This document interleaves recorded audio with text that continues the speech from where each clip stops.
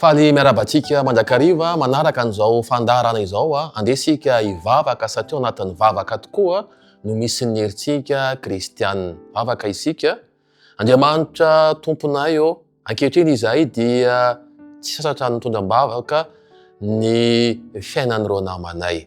Mangataka anao Tompo Andriamanitra mba amela ny helokainao ary amindra fo aminay, ary aoka nisaotra avy amin'ny fonay tsirairay avy dia hipaka any amin'ny lanitra izany. Andriamanitra ny lanitra tondram-bavaka manokana ho an'ny Fabrisia ny tenako. Tsy miafina aminao Tompo ny zavatra nolalovana, maniry izy no afaka tsosa tanteraka. Jesosy ampio izy mba ho afaka amin'izany tsosa izany, mba tsy ahazo henatra intsony Tompo, ary tsy ho azy ihany fa misy ihany koa ireo namana izay manana faniriana mitovy amin'izany. Dia aoka Tompo mba tanteraka amin'ny Fabrisia sy ireo izay mitovy toe-javatra aminy ny vavaka izay ataonay miaraka eto. Amin'ny anaran'i Jesosy vavaka izany. Amen.